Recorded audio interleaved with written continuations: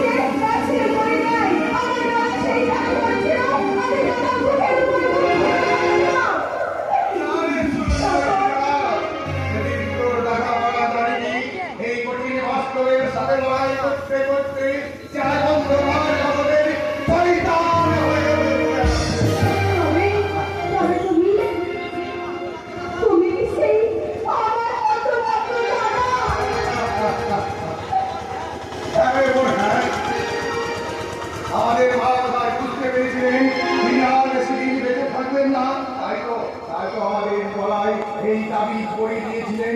এই তো এই তাবিজ পরিয়ে দিয়েছিলেন।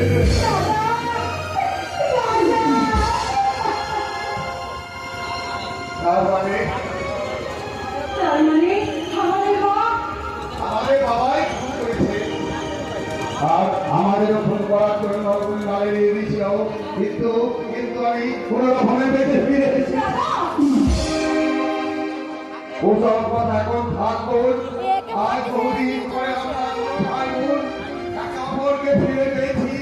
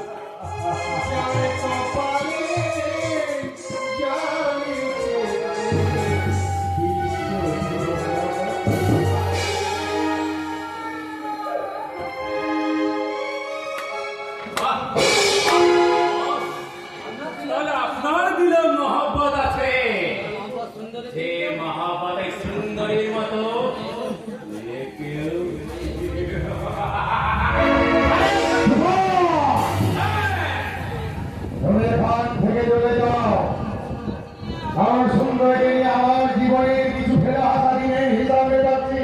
ভাই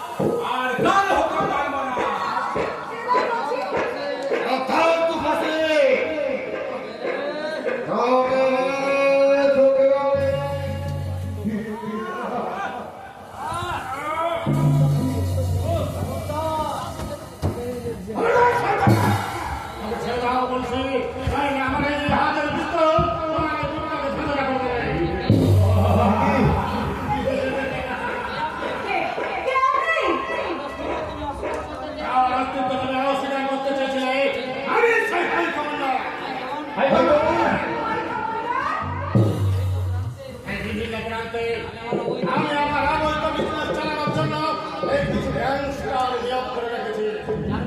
যার মৃত্যুর সময় ছিল আমার দেখা পাই না, শুধু আমার নির্দেশ মতো কাজ করে যা। কিন্তু কিছুদিন ধরে আমি লক্ষ্য করছি তুমি আমার নির্দেশ অবমাননা না করে এখানকার তুমি শের বানানোর চেষ্টা করেছ। স্যার, তুমি ভুলে গেছো যে তুমি নামে শয়তান হলে আসল শয়তান কিন্তু আমি। আমার নির্দেশ আজ থেকে তোমার জায়গায় এখানকার কাজকর্ম সব চালাবে তোমার।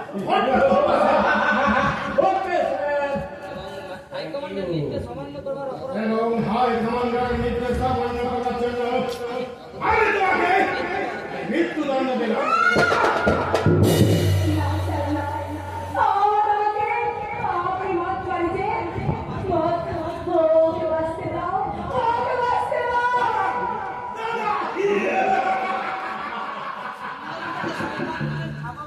এই সুন্দরী এদিকে শয়তানের খাওয়া বসা বাদ দিয়ে স্নেহের সঙ্গে অপরাধী ওরা বসে আছে।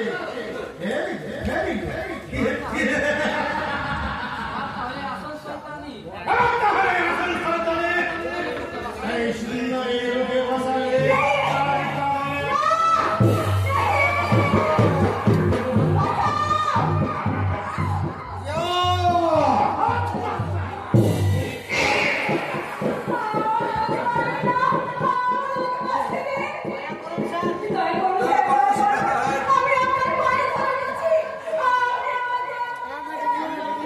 সুন্দরীকে ছেড়ে দিন স্যার।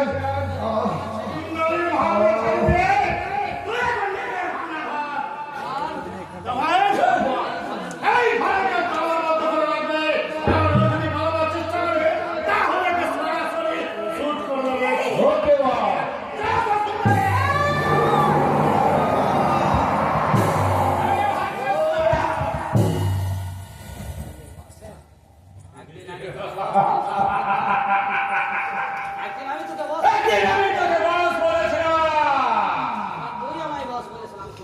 এবার তুই আমায় বস বলেছিলাম আমি দেশে দেশে ঘুরে ঘুরে তোর জন্য নতুন নতুন সুন্দরী এনেছি।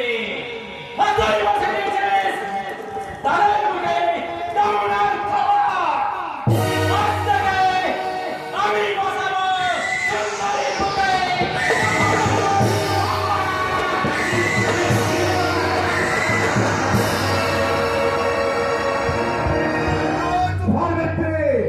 ভাগ্য যদি আমাকে বানিয়ে তাহলে তোমার সবাই হিসাব আমি মিটিয়ে নেব।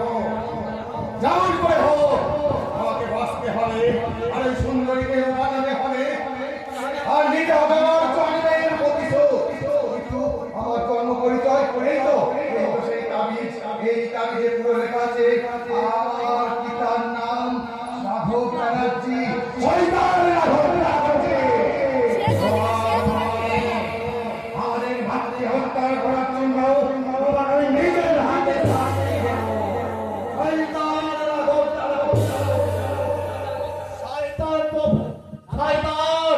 তোমার আর কোনো বিস্তার নেই।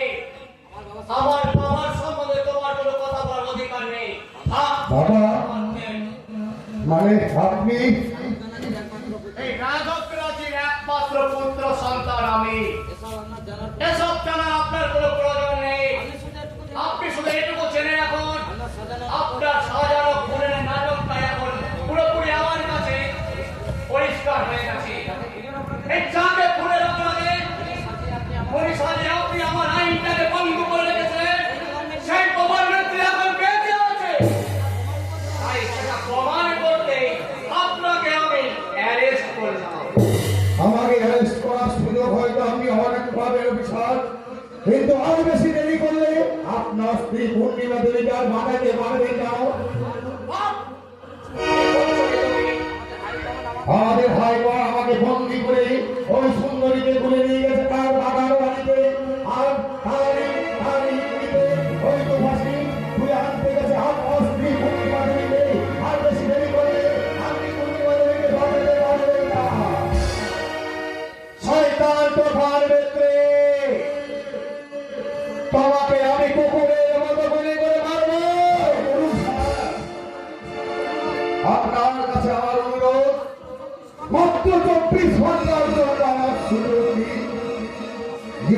মস্ত বড় একটা ভুল করে এসেছি। সেই হিসাব মিটিয়ে আমি আপনার কাছে নিজেই আমার পাপের প্রায়শ্চিত্ত করব। তাই হোক মিস্টার শয়তান, আপনাকে অ্যারেস্ট করা উচিত। আমার কাছে আমার স্ত্রী পূর্ণিমাকে উদ্ধার করা আগে প্রয়োজন। তাই তো আপনাকে বিশ্বাস করে আমি 24 ঘন্টা সময় দিয়ে গেলাম মিস্টার শয়তান। তাই আমি এখন চললাম আমার স্ত্রী পূর্ণিমার উদ্ধারে।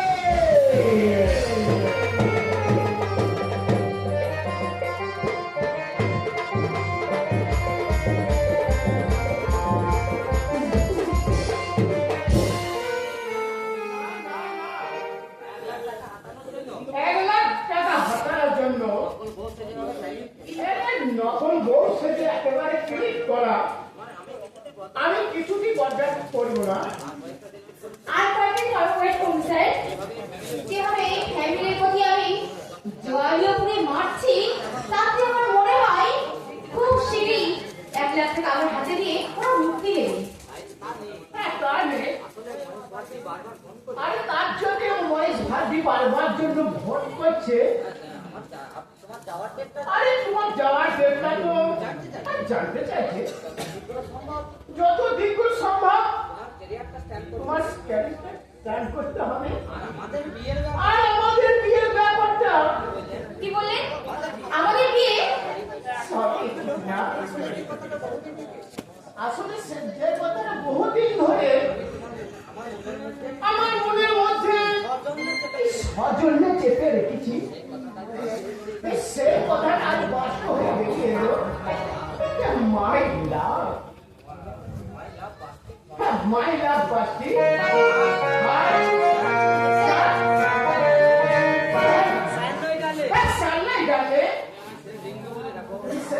রিঙ্গু বলে ডাকো।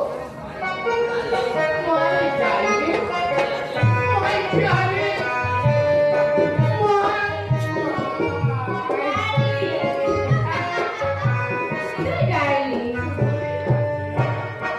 এসেছি ভালো শুধু তোমাকে, ভালোবাসি আজও তোমাকে, বাসবো ভালো চিরদিন শুধু তোমাকে, শুধু তোমাকে।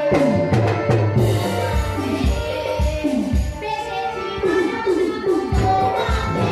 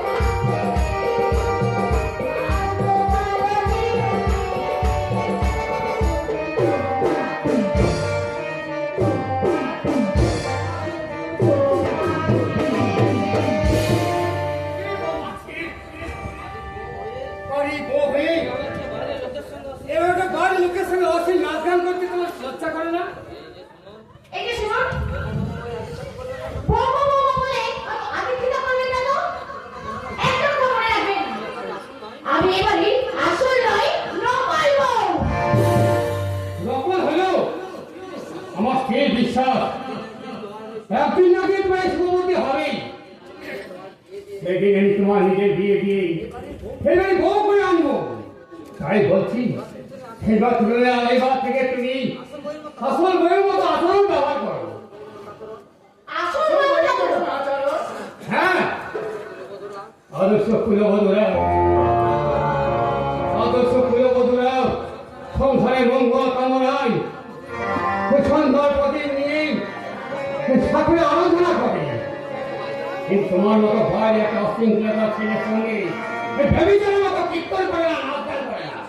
এই মিস্টার, আর একটা বাজে কথা বললে পেলে একেবারে পরোটা বানিয়ে দেবো। জানো আমি কে? কে তুমি? ও ইয়ে মানে আমার দূর সম্পর্কের দাদা। দাদা? Yes! আর আমার দাদার সম্বন্ধে আর একটা বাজে কথা বললে আপনাকে আমি দাঁড়াও বাবা, দাঁড়াও, দাঁড়াও।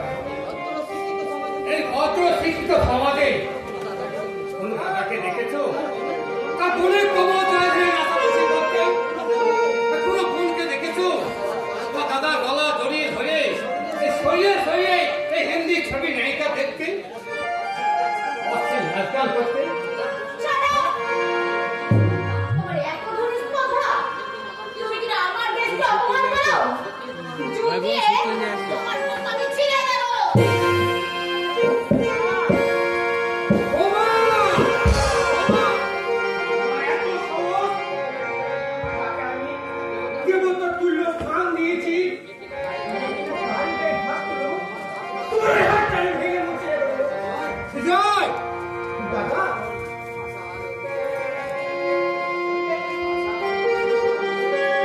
Pastor, অতীত করতে লেখার জন্যতে সব লোকান উঠে যায়। ভোগ নয় হৃদয়, আজও অতীত করতে লেখার মাঝে তবু আশা করছে।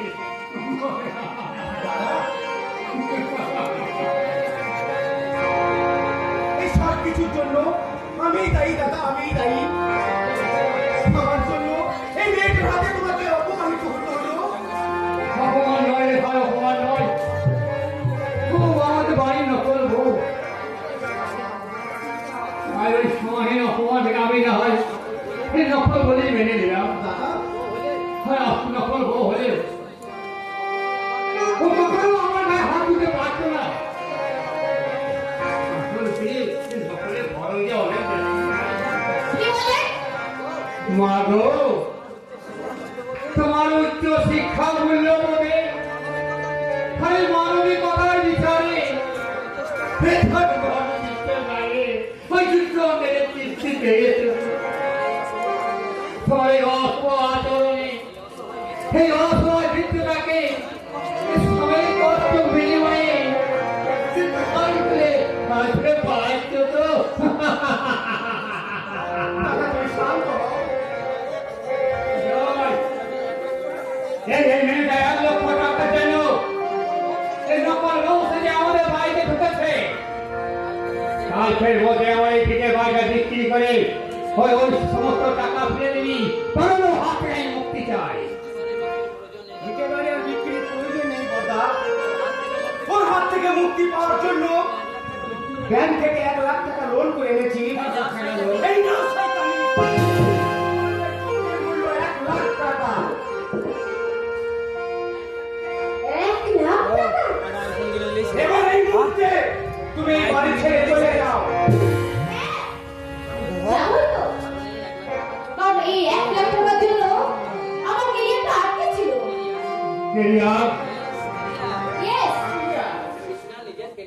ওই কৃষ্ণের নিজের ক্যারিয়ার করতে আমি হিন্দি ফিল্মে হিরোইন হতে আর আমার সবাই মুম্বাই পালিয়ে কৃষ্ণ তোমার মতো একটা ধাপ্পা বাজের সঙ্গে কোথাও যাবে না। বাবা, তুমি কি বলছো না? ওরে হতভাগী, তুই নিজে যে নিজের কত বড় সর্বনাশ করেছিস তা কি তুই জানিস? ও তোকে সিনেমায় নাম্বার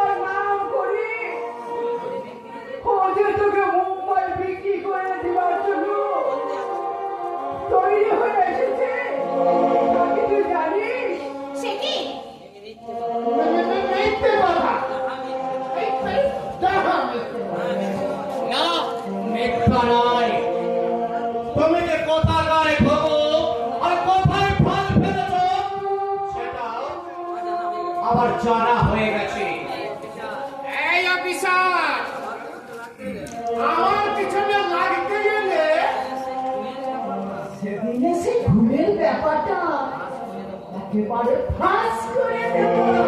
ওইকে ফাঁস করে দিয়ে আসবেন। তোদের এই না করে ফুলের ঘটনাটা অনেক আগে ফাঁস হয়ে গেছে। এবার আমি ফাঁস করবো তোর এই আসল বৃক্ষের নাটকটা। তবে দেখ সরকার।